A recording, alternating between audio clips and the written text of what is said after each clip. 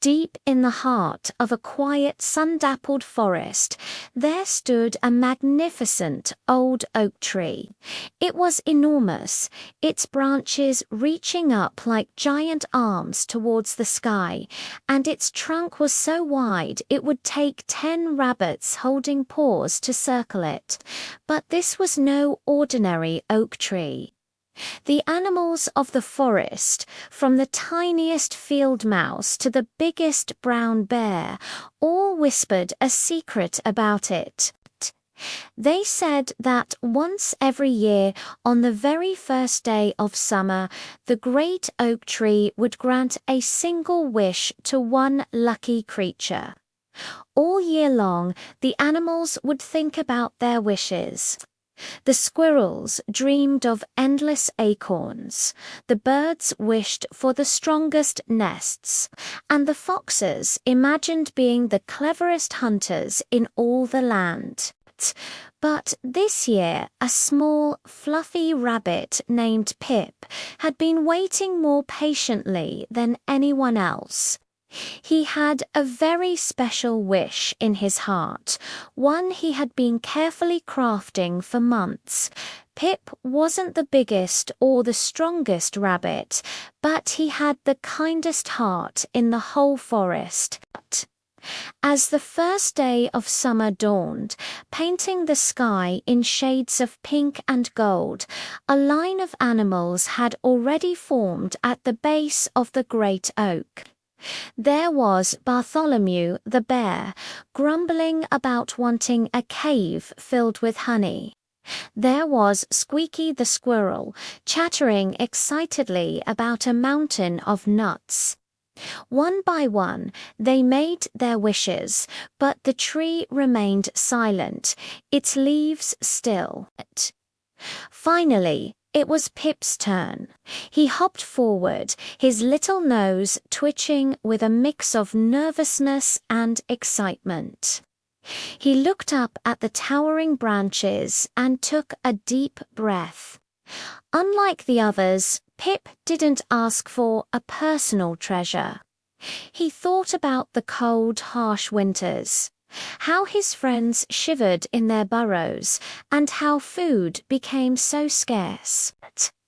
He remembered the older animals struggling to stay warm and the little ones crying from hunger. With a clear, soft voice that carried on the gentle breeze, Pip spoke his wish. He said, "Great oak tree, I don't want anything for myself. My only wish is for the next winter to not be so hard on everyone in this forest. I wish for all my friends and neighbors to be warm, safe, and have enough to eat." As he finished speaking, a hush fell over the forest. Then a magical thing happened.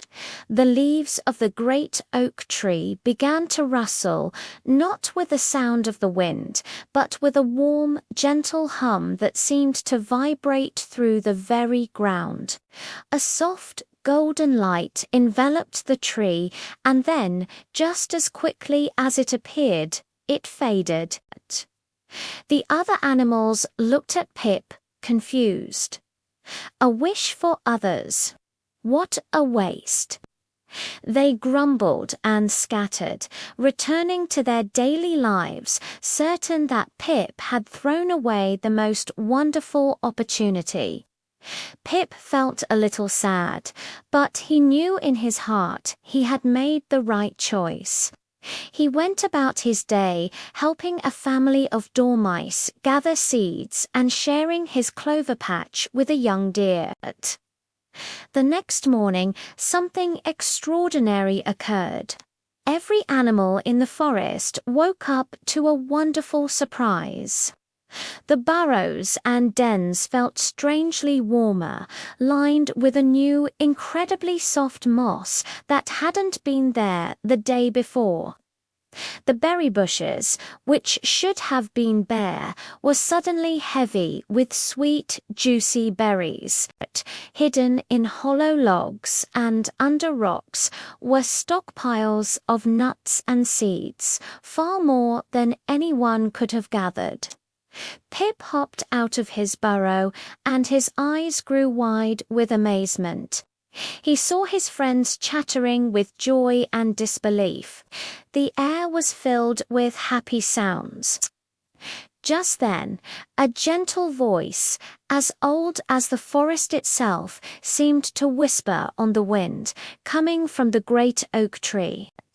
It said, "A selfless wish. A wish made from the heart for others. Carries the strongest magic of all." Pip finally understood. The tree hadn't just granted his wish. It had magnified it because it was born from kindness. From that day on, the great oak tree continued to grant one wish a year. But the animals had learned a valuable lesson from the small rabbit with the big heart. They no longer wished for selfish things.